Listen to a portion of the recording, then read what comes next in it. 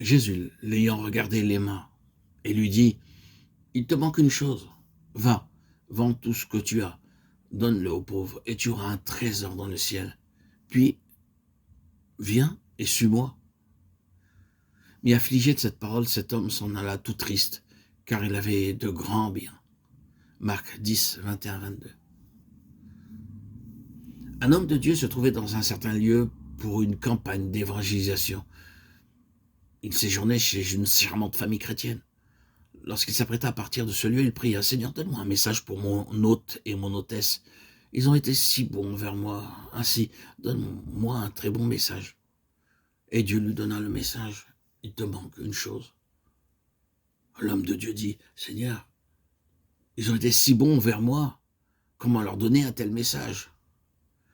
Plus il priait et plus le même message lui était donné. « Il te manque une chose. »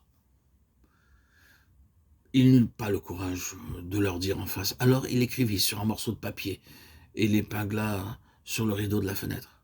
Puis il descendit, le remercia et partit.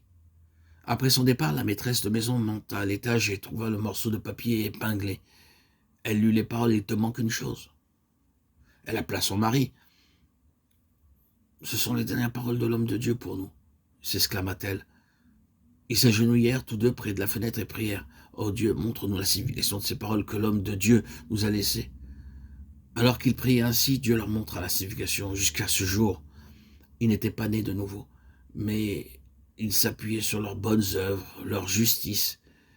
Ils n'avaient pas encore reçu par expérience le Seigneur Jésus comme leur sauveur. Sa femme lui dit, « Tu demeures ferme dans ton intégrité, maudis Dieu et meurs. » Mais Job lui répondit, « Tu parles comme une femme insensée. Quoi, nous recevons de Dieu le bien et nous ne recevrions pas aussi le mal? » En tout cela, Job ne pécha point par ses lèvres. Job 2, 9, 10. Abraham était dans un très grand danger spirituel à cette époque parce que gouverné par les affections humaines, par Ishmaël, alors Dieu lui apparut et lui dit d'écouter ce que disait sa femme. Beaucoup de parents, de femmes, de maris et d'enfants désobéissent à Dieu à cause de l'amour pour quelqu'un d'autre. Et cette affection humaine doit être soumise à l'affection pour Dieu. Quoique cette soumission soit douloureuse, elle est sûre. Abraham dut renvoyer son fils. Dieu ne lui serait pas apparu s'il n'avait pas obéi. Bien que cela fût pénible, Abraham obéit à Dieu.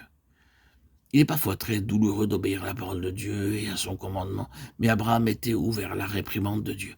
Dieu apparut à Abraham au chapitre 21 pour nous montrer comment être gouverné par l'Esprit en tout temps, et jamais par la chair.